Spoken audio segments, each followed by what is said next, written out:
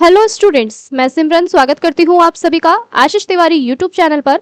आशा करती हूँ कि आप सभी अच्छे होंगे। मैं इस चैनल के माध्यम से आप सभी के लिए लेकर आई हूँ एक वीडियो लेक्चर सीरीज जो बेस्ड है आपका बीए प्रोग्राम सेमेस्टर 2 पर, जिसके अंदर हम डिस्कस करने वाले हैं आपका माइनर पेपर DSC 3 का सब्जेक्ट मानव विकास की समझ। तो स्टूडेंट्स, अगर आप DU, सोल, रेगुलर या अदर किसी यूनिवर्सिटी से इस सब्जेक्ट को पढ़ रहे हैं तो ये वीडियो सीरीज आपके लिए बहुत ज़्यादा हेल्पफुल होने वाली है। और हर चैप्टर को हम सिंपल भाषा में समझेंगे, इंपॉर्टेंट कॉन्सेप्ट को ब्रेक डाउन करेंगे और एग्जाम के पॉइंट ऑफ व्यू से भी डिस्कस करेंगे। तो स्टूडेंट्स, अगर आप DU, सोल, रेगुलर या NC वेब या अदर किसी यूनिवर्सिटी से कोई और सब्जेक्ट पढ़ना चाहते हैं, आसानी से समझना चाहते हैं, तो चैनल को सब्सक्राइब जरूर कीजिए, वीडियो को लाइक कीजिए और अपने दोस्तों के साथ शेयर करना ना भूलें। एंड सोल से रिलेटेड डेली अपडेट्स के लिए आप सभी हमारा व्हाट्सएप चैनल फॉलो कर लीजिएगा, क्योंकि आपको सोल से रिलेटेड डेली अपडेट्स सबसे पहले वहां पे मिलती हैं और साथ ही साथ आपको सभी क्लासेस के लिंक भी आपको वहां पे मिलते हैं। तो चलिए स्टार्ट करते हैं स्टूडेंट्स। इस सीरीज के अंदर अभी तक हम अपनी यूनिट नंबर 1 को कंप्लीट कर चुके हैं, जो थी आपका यूनिट नंबर 1 जो थी आपकी, इसके अंदर आपके 3 चैप्टर थे।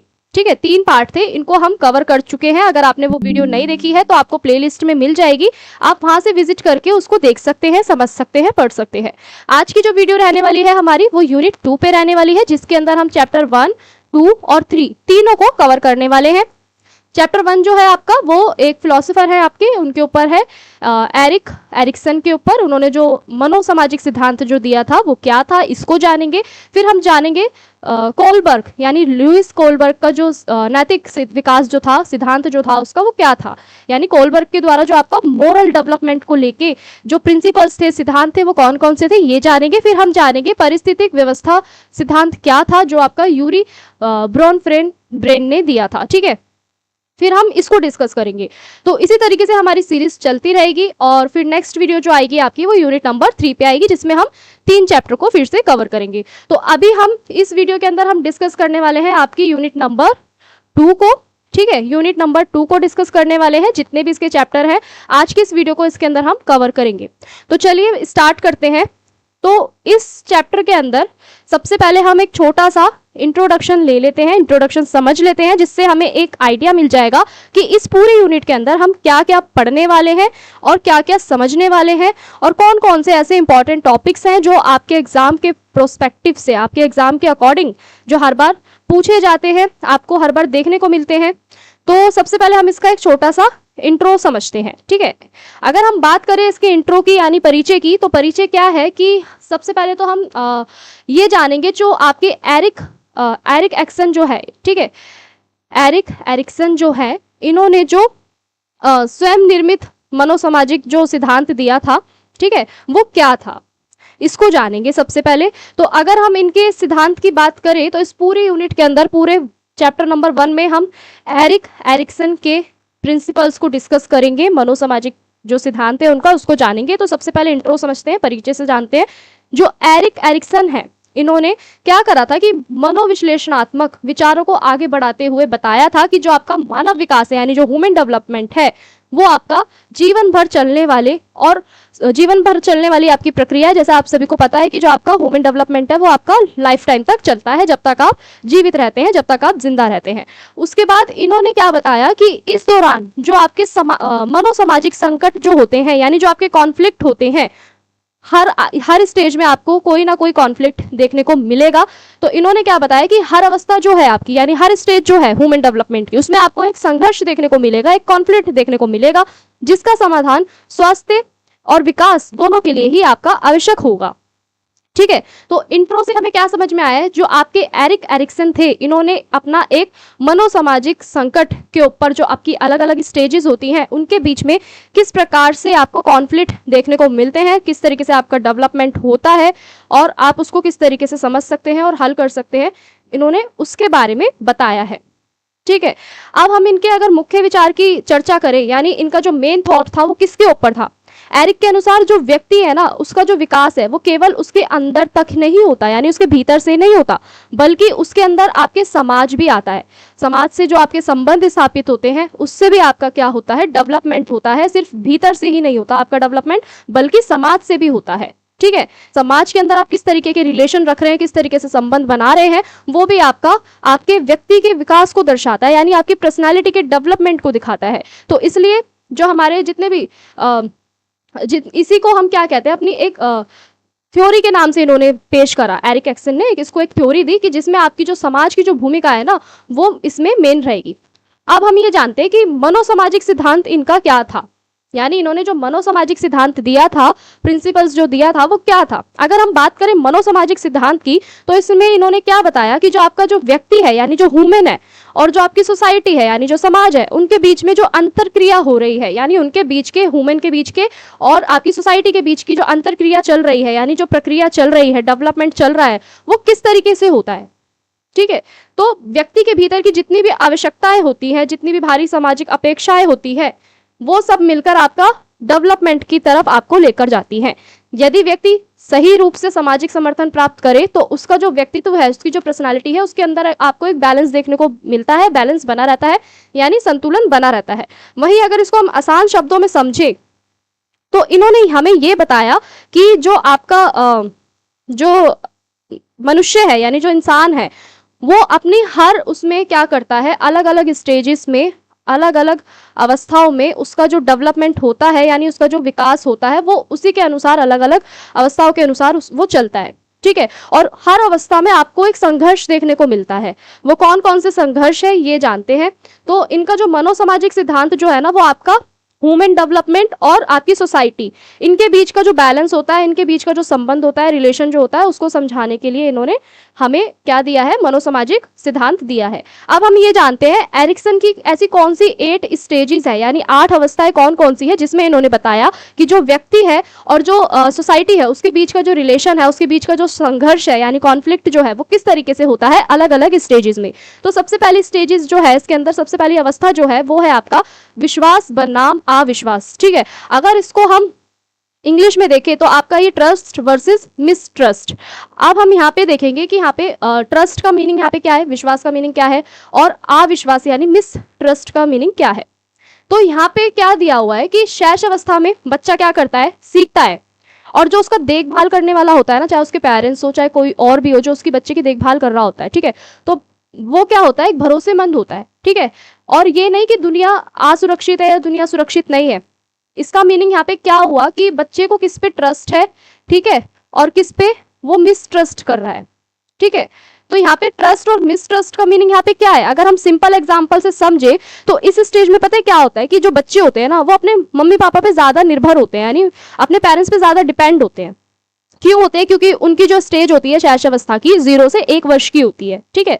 तो इसके अंदर माता पिता ही बच्चे का ध्यान रख रहे होते हैं, उसकी देखभाल कर रहे होते हैं। ठीक है। उसकी भूख प्यास, उसकी जितनी भी आवश्यकताएं होती है, वही पूरी कर रहे होते हैं, वही उसे एक तरीके से एक एनवायरनमेंट दे रहे होते हैं, सुरक्षित एनवायरनमेंट। ठीक है।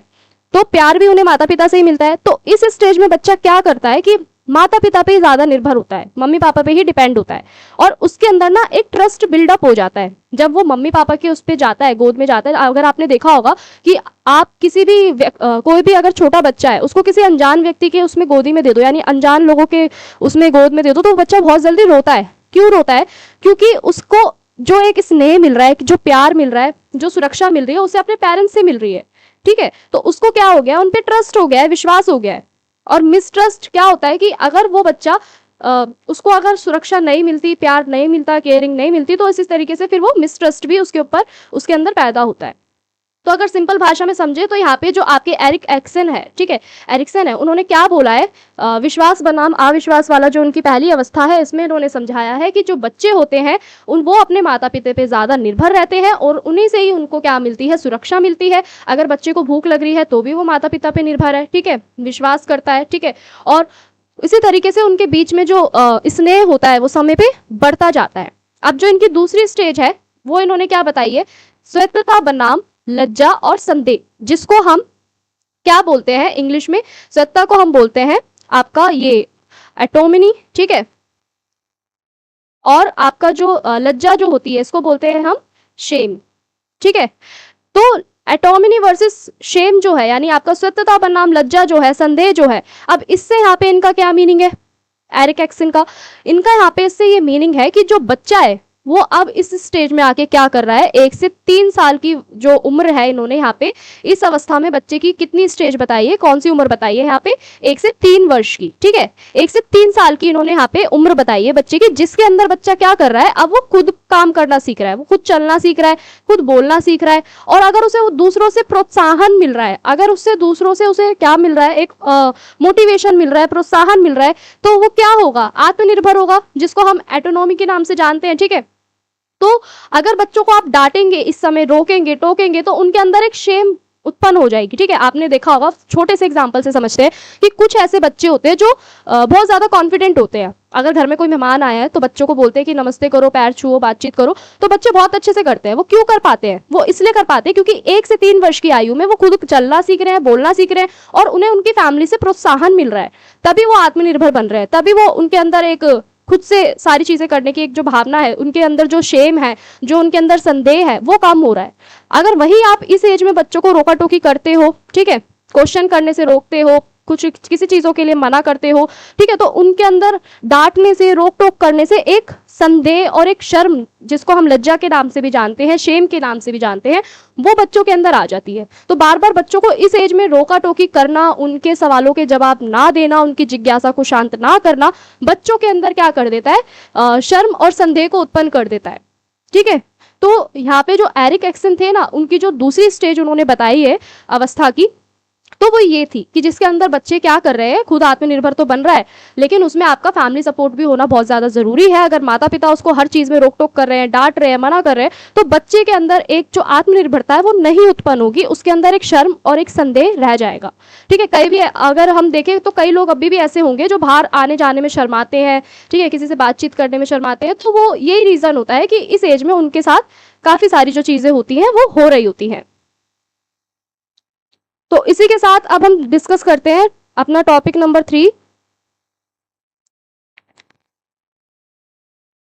तो टॉपिक नंबर 3 जो है वो आपका जो है पहल बनाम अपराध बोध। अगर हम पहल बनाम अपराध बोध की बात करें तो ये क्या होता है, इसके अंदर एरिक एक्सन ने ना आपकी 3 से लेके 6 वर्ष तक की जो आयु के जो बच्चे हैं उनको दर्शाया है। ठीक है, 3 से 6 वर्ष की आयु के बच्चों की ये बात करते हैं इसमें।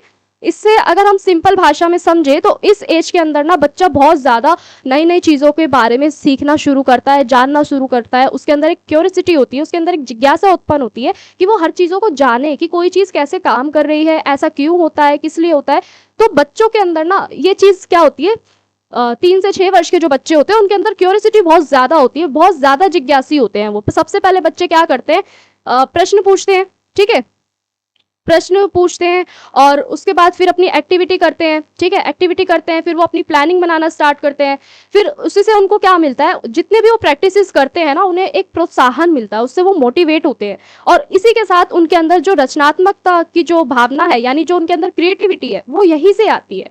अगर इस समय के अनुसार अगर आप बच्चों को बार बार डांट रहे हैं, उन्हें एक्टिविटीज नहीं करने दे रहे, गतिविधियां नहीं करने दे रहे, उनके प्रश्नों का जवाब नहीं दे रहे, तो बच्चों के अंदर ना एक अपराध उत्पन्न हो जाता है। ठीक है, यहाँ पे अपराध का मीनिंग है कि गिल्ट, बच्चों के अंदर एक गिल्ट उत्पन्न हो जाता है।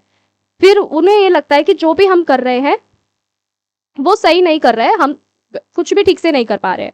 तो यहाँ पे जो आपके एरिक एक्सन है ना, इन्होंने क्या बताया, इसमें बच्चे की 3 से 6 वर्ष के जो बच्चे होते हैं ना, उस अवस्था को इन्होंने बताया कि अगर इस उम्र में बच्चा आपसे सबसे ज्यादा प्रश्न पूछ रहा है, सबसे ज्यादा गतिविधियां कर रहा है, अपनी योजनाएं बना रहा है, प्लानिंग कर रहा है, ठीक है, प्रैक्टिस कर रहा है, तो दैट मीन्स कि जो बच्चा है उसका जो डेवलपमेंट है वो बहुत अच्छे से चल रहा है। ठीक है, वो एक सही दिशा में जा रहा है, उसका विकास जो है वो सही दिशा में जा रहा है। बच्चा अगर नई नई चीजें सीखने की कोशिश कर रहा है, तो अगर इस दौरान आप उसे सपोर्ट करते हैं, ठीक है, उसे रोका टोकी नहीं करते, सपोर्ट करते हैं, तो बच्चे का जो डेवलपमेंट है, जो विकास है, वो और भी अच्छे से होगा। तो यहाँ पे तीसरा जो पॉइंट था एरिक एक्सन का, वो ये था।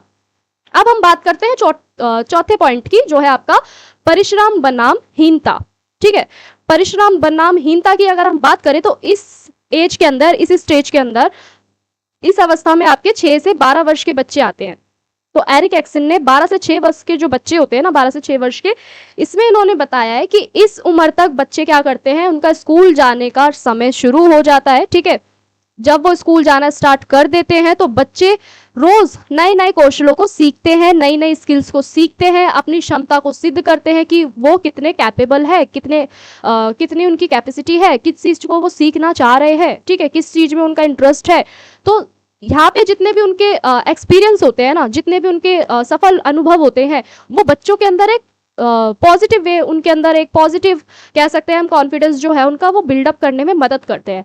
वहीं अगर इनको इन स्किल्स को सीखने में, अगर कोई भी एक एक्टिविटी है बच्चा नहीं कर पा रहा है उसे ठीक से, ठीक है, और बच्चे बाकी कर रहे हैं लेकिन वो नहीं कर पा रहा है, तो उसके अंदर ना एक हीनता की भावना पैदा होती है। वो खुद को ना दूसरों से अलग समझने की कोशिश करने लग जाता है। तो यहाँ पे जो चौथी स्टेज जो इन्होंने बताई है, एरिक एक्सन ने, इन्होंने बताया कि जो 6 से 12 वर्ष के जो बच्चे होते हैं वो स्कूल जाना शुरू कर देते हैं, प्रारंभ कर देते हैं, ठीक है, और इनको अगर हम सफलता चाहिए तो इसके अंदर इन्हें एक आत्मविश्वास जब इनके अंदर उत्पन्न होता है तो ये सफल होते हैं बहुत अच्छे से, ठीक है। अगर इनको असफलता मिलती है तो इनके अंदर एक हीनता आ जाती है, एक हीन भावना आ जाती है कि ये दूसरों से अलग है, एक ये इनके अंदर क्या आ जाती है, एक ये वाली जो भावना है वो उत्पन्न हो जाती है। तो अब हम बात करते हैं हमारे 5वें पॉइंट की, जो है आपका पहचान बनाम भूमिका और भ्रम, ठीक है। अब इस एज के अंदर, इस स्टेज के अंदर आपकी 12 से 18 वर्ष के जो बच्चे होते हैं, यानी जो हम जिसको किशोर अवस्था के नाम से भी जानते हैं, ठीक है, टीन एज जिसको हम बोलते हैं, वो वाले इसके अंदर आपको बच्चे देखने को मिलते हैं। तो अब इसके अंदर क्या होता है कि इसके अंदर जो टीन एजर्स होते हैं ना, वो क्या करते हैं, किशोर क्या करते हैं, अपनी एक पहचान को एक स्थिर बनाने की कोशिश करते हैं। वो समझना चाहते ही है कि वो कौन है, ठीक है, और वो क्या बनना चाहते हैं, और उनके जो मूल्य है वो क्या है, और समाज में जो उनकी भूमिका है, यानी जो सोसाइटी के अंदर उनका जो रोल है वो क्या है टीनेजर्स का। तो एरिक एक्सन ने 5वीं स्टेज जो बताई है वो आपकी बताई है आइडेंटिटी वर्सेस रोल कंफ्यूजन, कि यहाँ पे जो आपके टीनेज होंगे उनके अंदर क्या होगा, वो समाज को लेके वो किस तरीके से अपना एक विचार प्रस्तुत करेंगे, वो सोचेंगे, उनके अंदर एक कंफ्यूजन होगी कि उनकी आइडेंटिटी क्या है, उनकी पहचान क्या है, और उनकी भूमिका क्या है, ठीक है, भूमिका को लेके, रोल को लेके भी वो कंफ्यूज रहेंगे। तो जो आपकी 12 से 18 साल की जो एज थी, एरिक एक्सन ने बताया कि उसमें आपकी पहचान बनाम भूमिका जो है वो किस तरीके से किशोरों के अंदर उत्पन्न होगी, ठीक है। अब हम बात करते हैं छठी अवस्था की, जो है आपका अंतरंगता बनाम अलगाव। अब इसके अंदर आपके जो इसके अंदर जो आपके वो आते हैं, जो एज आती है आपकी, इसके अंदर आती है 18 से लेके आपकी 40 वर्ष तक की।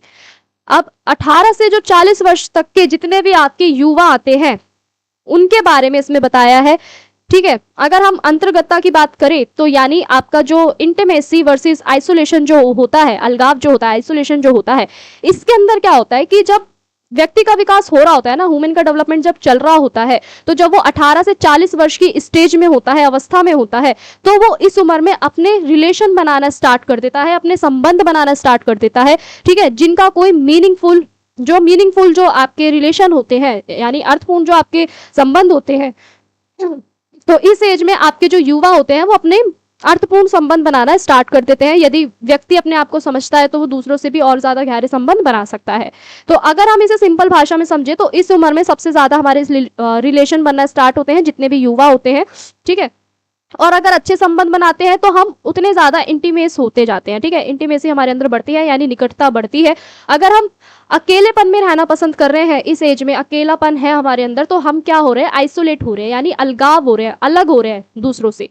तो ये था आपका एरिक एक्सन के थ्रू जो बताई गई थी छठी स्टेज आपकी अंतर्गतता बनाम अलगाव। अब हम बात करते हैं इनकी जो 7वीं स्टेज थी जिसमें बताया गया था उत्पादकता बनाम स्थिरता।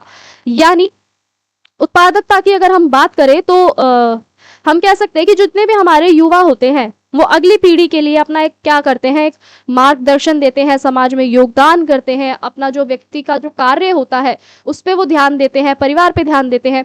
तो इस तरीके से जो आपकी स्टेज थी, तो इसके अंदर इस स्टेज में ना आपकी जो एज आएगी, एज ग्रुप जो आएगा आपका, वो आएगा 40 से लेके 60 तक का, ठीक है, 40 से लेके 60 तक, यानी 40 से लेके 60 वर्षों तक के जितने भी आपके मध्य वर्ग के जो युवा होंगे या जिसको हम वयस्क के नाम से भी जानते हैं, वो आपके इसके अंदर आते हैं। अब हम बात करते हैं आपका लास्ट पॉइंट जो है अखंडता बनाम निराशा। अगर हम इसकी बात करें तो इसके अंदर क्या होता है कि इसके अंदर जो आपकी एज पीरियड जो होता है वो आपका आता है 60 65+ यानी 65+ की जितनी भी एज के जो आपके मतलब एक तरीके से हम कह सकते हैं वृद्धावस्था में जितने भी आपके व्यक्ति होते हैं इसके अंदर वो आते हैं। तो इसके अंदर पता है क्या होता है कि इसके अंदर इसमें बताया गया है, एरिक एक्सन ने ये बताया है कि इस एज तक आते आते जो बूढ़े व्यक्ति जो होते हैं ना वो अपनी जिंदगी को देखते हैं कि किस तरीके से वो उनकी जो लाइफ थी वो कहाँ से स्टार्ट हुई, इस ड्यूरेशन में उन्होंने कितना अपने आप को क्या क्या उन्होंने करा अपने जीवन के लिए, क्या क्या उनके जीवन के अंदर जो भी उन्होंने करा उससे वो सेटिस्फाई है, उन्हें संतुष्टि मिली है या नहीं मिली है। यदि कोई पछतावा है तो पछतावा अधिक हो सकता है। अगर कोई भी कार्य होता है उनको अगर उन्होंने नहीं करा तो उसके लिए पछतावा होता है। तो इससे उनके अंदर क्या होती है, एक निराशा उत्पन्न होती है, यानी एक डिस्पेयर उत्पन्न होता है। ठीक है, तो ये थी आपकी 8 स्टेजेस जिसके अंदर एरिक्सन ने बताया कि किस तरीके से आप हर अवस्था के अनुसार समाज में यानी अपने आसपास के जितने भी वो है कॉन्फ्लिक्ट जो है, संघर्ष जो है, मनोसामाजिक संघर्ष जो है, वो किस तरीके से आप हर अवस्था में हर उम्र के अकॉर्डिंग अलग अलग देखते हैं। तो अब हम बात करते हैं जो एरिक एक्सन का जो सिद्धांत है, ठीक है, इसके अंदर इन्होंने जो आपके शैक्षिक महत्व है वो क्या बताए हैं। अगर हम शैक्षिक महत्व की बात करें तो यानी कि जो आपकी एजुकेशन में जो इसकी इंपॉर्टेंस है वो क्या बताइए। तो पहली जो इंपॉर्टेंस है आपकी महत्व जो है वो है शिक्षक को विद्यार्थियों की विकासात्मक अवस्था पहचाननी चाहिए। यानी जो आपके टीचर्स होते हैं उनको ये जानना बहुत जरूरी है जो स्टूडेंट्स हैं उनका जो डेवलपमेंट वाली जो स्टेज है वो कौन सी स्टेज है, कौन सी स्टेज में उनका जो डेवलपमेंट चल रहा है वो कौन सी स्टेज है। जैसे अभी हमने 8 स्टेजेस पढ़ी, उसके अंदर से टीचर्स जो है उसके अकॉर्डिंग वो पता लगाएंगे कि उनकी स्टेजेस कौन सी चल रही है। फिर प्रत्येक उम्र के लिए अलग अलग सहायता और अपेक्षा होनी चाहिए। यानी जो भी उम्र के आपके पास विद्यार्थी है उनके लिए एक अलग से सहायता होनी चाहिए उनकी अपेक्षाओं के अनुसार। और किशोरों की पहचान निर्माण के लिए उन्हें सम्मान और अवसर देने चाहिए। यानी जितने भी आपके टीन एजेस है उनके अंदर क्या होता है कि वो समाज के अंदर एक अपनी अलग पहचान बनाए। ठीक है, तो जो टीन एजेस है उनका भी यहाँ पे क्या करना है, आपको रिस्पेक्ट करनी है, उनको भी अपॉर्चुनिटीज देनी है, अवसर देने हैं, ताकि जो उनकी पहचान निर्माण जो है वो बनने में उनकी मदद करे। इसके साथ साथ जो छोटे बच्चों की जो स्टेजेस है उसके अंदर आपको टीचर्स को ये ध्यान रखना चाहिए कि उनको बिना दंड के, बिना पनिशमेंट के आप उन्हें प्रोत्साहन दे, आप उन्हें आगे बढ़ने के लिए क्या करें, उन्हें प्रेरित करें। ठीक है, तो अब हम बढ़ते हैं हमारे नेक्स्ट चैप्टर की तरफ। इस चैप्टर के अंदर मैंने आपको अभी सारे टॉपिक्स को शॉर्ट में एक्सप्लेन कर दिया है। अब हम बढ़ते हैं चैप्टर नंबर 2 पे। चैप्टर नंबर 2 जो है आपका वो है कोलबर्ग का नैतिक विकास का सिद्धांत। ठीक है, जो आपके कोलबर्ग जो है इन्होंने जो नैतिक सिद्धांत जो दिया था ये आपके एक बहुत ज्यादा प्रसिद्ध, हम कह सकते हैं प्रसिद्ध आपके फिलोसोफर है जिन्होंने बच्चों के जो राइट और रॉन्ग की जो समझ है ना, इन्होंने किस तरीके से डेवलपमेंट किया है उनका, ये इन्होंने बताया है कि बच्चे के अंदर जो सही और गलत की जो सोच होती है वो कौन कौन सी स्टेजेस में होती है, उसके कौन कौन से प्रिंसिपल्स होते हैं, इन्होंने इसके बारे में बताया है। तो पहले हम स्टेज जानने से पहले हम एक छोटा सा इंट्रो लेते हैं। ठीक है, अगर हम परिचय की बात करें तो कोलबर्ग ने क्या दिया है, नैतिक तर्क विकास का अध्ययन किया है। अर्थात लोग जो है वो सही और गलत के बारे में कैसे सोचते हैं, कैसे पता लगाते हैं कि वो सही है या वो गलत है।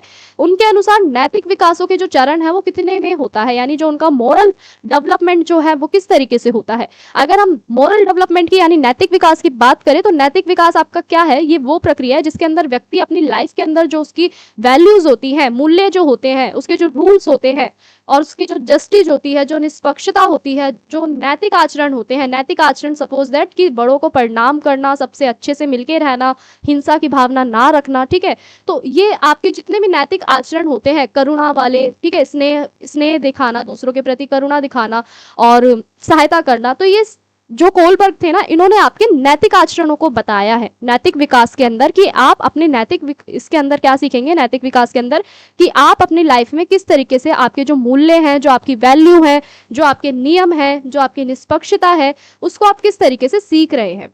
ठीक है, तो नैतिक विकास का यहाँ पे कोलबर्ग के अनुसार ये अर्थ है। अब हम जानते हैं कोलबर्ग के अनुसार कौन से ऐसे उनके जो सिद्धांत हैं कौन कौन से हैं। तो अगर हम बात करें कोलबर्ग के अनुसार इन्होंने 3 स्तर दिए हैं आपके। 3 स्तर कौन से दिए हैं, पहला है आपका पूर्व परंपरागत स्तर। अगर हम पूर्व परंपरागत स्तर की बात करें तो कोलबर्ग ने क्या बोला है कि शुरुआत में जो बच्चा है ना वो क्या करता है कि अगर हम इसकी बात करें तो इस स्तर पे बच्चा क्या करता है कि दंड और पुरस्कार के आधार पर सोचता है।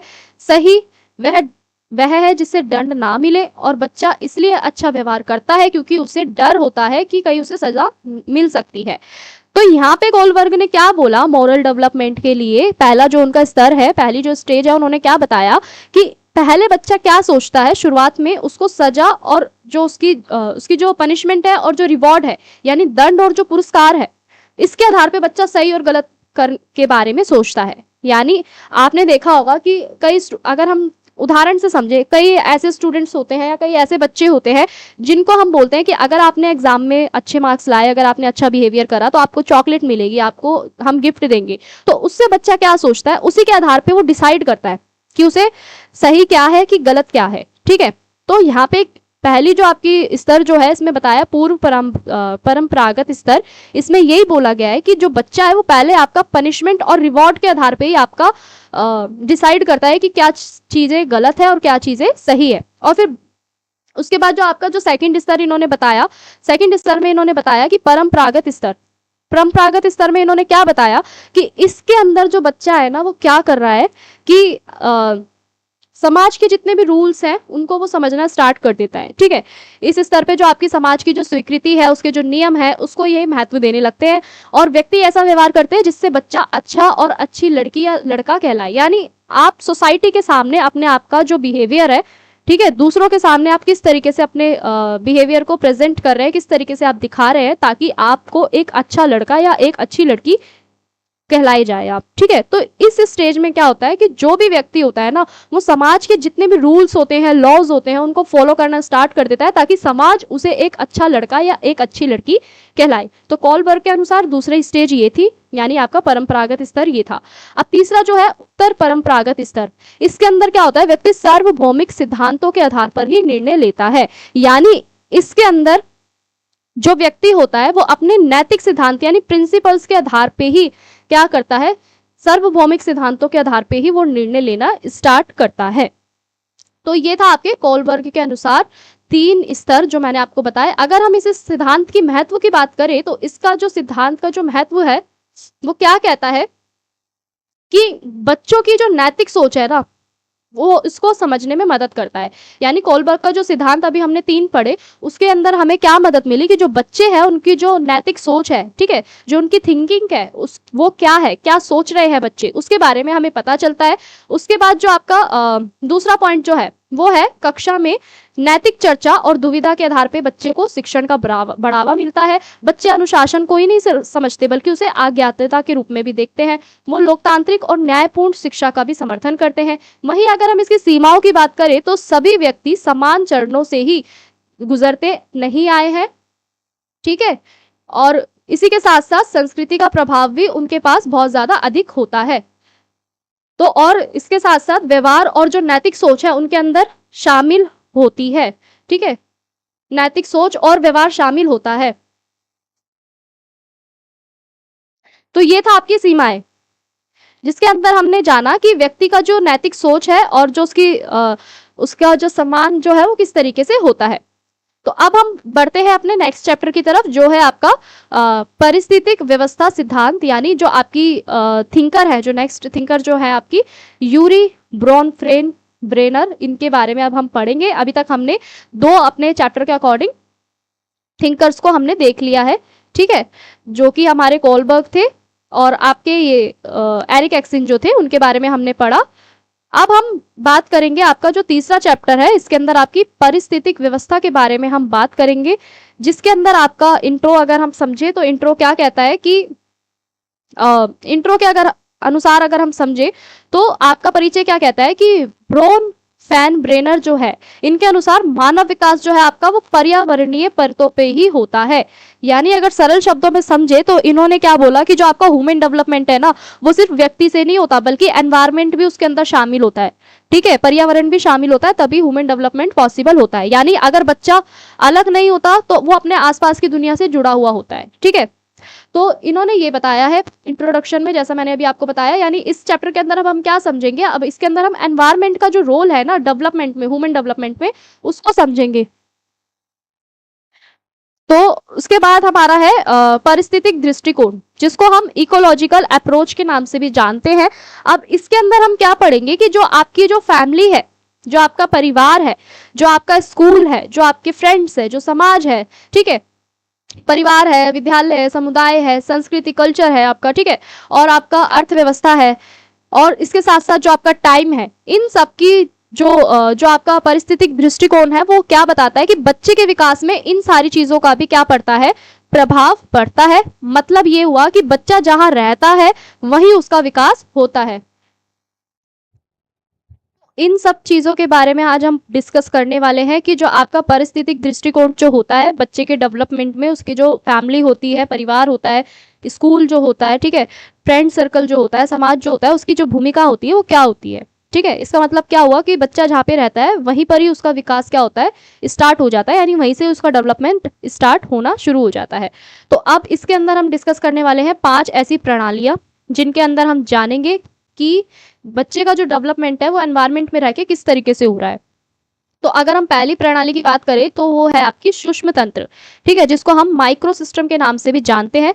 यहाँ पे 5 प्रणाली का अर्थ है आपका 5 आपके सिस्टम्स, ठीक है, 5 सिस्टम्स है यहाँ पे, 5 प्रणाली का अर्थ, जिसके अंदर हम जानेंगे ऐसे 5 कौन कौन से आपके सिस्टम है जिसके अंदर जो बच्चे का जो डेवलपमेंट है एनवायरनमेंट में वो कैसे होता है। तो पहला जो आपका है वो है सूक्ष्म तंत्र, जिसको हम माइक्रो सिस्टम के नाम से जानते हैं। इसके अंदर क्या होता है कि बच्चा जो होता है ना वो सबसे ज्यादा अपने एनवायरनमेंट से जुड़ा हुआ होता है। अब एनवायरनमेंट उनका कौन सा है, उसका परिवार है, विद्यालय है, मित्र है, समूह है। तो प्रतिदिन बच्चा क्या करता है, डेली जिन लोगों से वो मिलता है वो सीधा उनसे जुड़ता है, और वो उसके विकास का सबसे उनको उसका जो बच्चे का जो विकास होता है ना उसको वो बहुत अधिक तरीके से प्रभावित करते हैं। अगर इसे सिंपल लैंग्वेज में समझे तो आपका जो माइक्रो सिस्टम है यानी सूक्ष्म तंत्र जो है, इसके अंदर एनवायरनमेंट ही होता है बच्चे के सबसे पास, जिसके अंदर आपका स्कूल आता है, दोस्त आता है और परिवार आता है। बच्चा रोज जिनसे मिलता है उन्हीं से ज्यादा उस पर वो प्रभाव पड़ता है, ठीक है, उसके डेवलपमेंट में। जैसे अब फैमिली में रह रहा है तो फैमिली से वो मोरल एजुकेशन सीख रहा है, किस तरीके से व्यवहार करना है वो सीख रहा है। अगर स्कूल में जा रहा है तो स्कूल में वो अपनी एक्टिविटीज के थ्रू, गतिविधियों के थ्रू नई नई चीज़ों को जान रहा है, समझ रहा है। वहीं अगर हम दोस्तों की बात करें तो दोस्तों से वो कॉपरेट करना, शेयरिंग केयरिंग करना, ये सारी चीज़ों को वो सीख रहा है। तो ऐसे ही आपका जो सेकंड जो सिस्टम है, सेकंड प्रणाली जो है वो है आपकी मध्य तंत्र, जिसको हम माइसो सिस्टम के नाम से भी जानते हैं। तो अब मध्य तंत्र में क्या होता है, जो हमने सूक्ष्म तंत्र में पढ़ा कि जो बच्चा है वो अपने वातावरण से जुड़ा हुआ होता है और वहीं पर ही उसका विकास जो होता है वहीं से शुरू होता है और वहीं से अधिक प्रभाव पड़ता है उसके डेवलपमेंट पे, विकास में। अब जो मध्य तंत्र होता है ना, इसके अंदर क्या है, मध्य तंत्र के अंदर और सूक्ष्म तंत्र के अंदर एक संबंध है, एक रिलेशन है। वो कैसे है कि अगर पेरेंट्स और टीचर है, ठीक है, पेरेंट्स और टीचर का रिलेशन है, तो ये दोनों क्या करते हैं, एक दूसरे को अगर अच्छे से कॉपरेट करते हैं, पेरेंट्स अच्छे से टीचर से बातचीत करते हैं, शिक्षक जो है आपके और जो आपके माता पिता जो है, इनके बीच का जो संबंध है ये एक अच्छा है, ठीक है, बच्चों को लेके अच्छा संबंध है, एक अच्छा रिलेशन है, तो बच्चे का जो डेवलपमेंट है ना और भी बहुत अच्छे से हो सकता है। यानी अगर सरल शब्दों में समझे तो आपके जो पेरेंट्स है वो समय समय पे आपके टीचर से कांटेक्ट कर रहे हैं, आपके लिए फीडबैक ले रहे हैं कि बच्चे का जो परफॉर्मेंस है वो एकेडमिक उस पर किस तरीके का है, किस तरीके से उसका डेवलपमेंट हो रहा है। अगर ये सारी चीजें दोनों के बीच में संबंध अच्छा है, शिक्षक और माता पिता के बीच में संबंध अच्छा होता है, तो इससे भी बच्चे का जो विकास है और भी बेहतर तरीके से हो जाता है। अब इसके बाद हम बात करते हैं आपका नेक्स्ट जो आपकी प्रणाली है वो है भारी तंत्र, जिसको हम एक्सो सिस्टम के नाम से भी जानते हैं। इसके अंदर ये वातावरण वो होता है जिनमें बच्चा सीधे शामिल नहीं हो पाता, लेकिन उसका अप्रत्यक्ष रूप से भी वो प्रभावित होता है। यानी बच्चे इसमें डायरेक्ट शामिल नहीं होते लेकिन फिर भी उन पर असर पड़ रहा होता है, ठीक है। जैसे पेरेंट्स है, पेरेंट्स की जो जॉब है, उनका जो ऑफिस का स्ट्रेस है, तो अगर जो पेरेंट्स है वो स्ट्रेस में है, ठीक है, पेरेंट्स जो है वो जॉब को लेके, ऑफिस को लेके स्ट्रेस में है, तो बच्चे को भी वो स्ट्रेस जो होगा ना वो प्रभावित करेगा। कैसे करेगा कि पेरेंट्स जो है वो प्रॉपर तरीके से बच्चों पे ध्यान नहीं दे पा रहे हैं स्ट्रेस की वजह से, तो बच्चा भी क्या है कि टाइम अपना ज़्यादा से ज़्यादा पेरेंट्स के साथ शेयर नहीं कर पा रहा है, टाइम स्पेंड नहीं कर पा रहा है। इसकी वजह से भी जो उसका डेवलपमेंट होगा ना वो प्रभावित होगा, ठीक है। तो ये था आपका भारी तंत्र, जिसमें आपका माता पिता का जो कार्यस्थल है वो जुड़ा हुआ होता है। अब हम बात करते हैं स्थूल तंत्र की। स्थूल तंत्र की अगर हम बात करें तो इसको हम माइक्रो सिस्टम के नाम से भी जानते हैं, जिसके अंदर आप क्या करते हैं कि इसके अंदर बच्चा क्या करता है स्थूल तंत्र में कि अपने समाज की कल्चर्स को, ठीक है, संस्कृति को, परंपराओं को, कानून को, विश्वास को, आर्थिक स्थितियों को वो समझने लगता है, ठीक है। इनडायरेक्टली बच्चे की इसमें सोच बनती है, बच्चा समाज के अंदर रह के इन सारे अवसरों को समझता है, जानता है, अपने कल्चर को, अपनी वैल्यूज को, अपनी बिलीफ्स को, ठीक है, इन सारी चीजों को वो जानता है, तो वही आपका स्थूल तंत्र में आता है। उसके बाद है आपका काल तंत्र। काल तंत्र की अगर हम बात करें तो ये व्यक्ति के जीवन के सबसे साथ समय के साथ होने वाले परिवर्तन और ऐतिहासिक संदर्भ को दर्शाता है, जैसे तलाक, महामारी, तकनीकी परिवर्तन, आर्थिक संकट या नई शिक्षा नीति बच्चे के विकास को क्या कर सकती है, प्रभावित कर सकती है। अगर हम इसे सरल शब्दों में समझे काल तंत्र को, ठीक है, जिसको हम क्रोनो सिस्टम के नाम से भी जानते हैं। क्रोनो सिस्टम की अगर हम बात करें तो इसमें क्या होता है, जैसे आपको नाम से ही पता चल रहा है, काल मीन्स आपका टाइम, ठीक है। तो टाइम के अनुसार, समय के अनुसार जो भी चेंजेस आते हैं, जैसे टेक्नोलॉजी यानी आपका तकनीकी परिवर्तन, ठीक है, चेंजेस, कोई भी परिवर्तन हो सकता है आपका, चाहे वो आपका एनवायरनमेंट से रिलेटेड हो, चेंज कोई भी, ठीक है, फैमिली चेंजेस हो सकता है इसके अंदर, और आपकी जो लाइफ के जो इवेंट्स होते हैं वो भी इसको क्या करते हैं, बच्चे के डेवलपमेंट को प्रभावित करते हैं। तो आपका जो काल तंत्र है यानी आपका जो क्रोनिक सिस्टम है वो आपका किससे संबंधित है, आपकी टेक्नोलॉजी से, समय के अनुसार जितने भी चेंजेस होते हैं उनसे ये रिलेटेड है। टेक्नोलॉजी हो गया, फैमिली चेंज हो गया, इन सब से ये संबंधित है।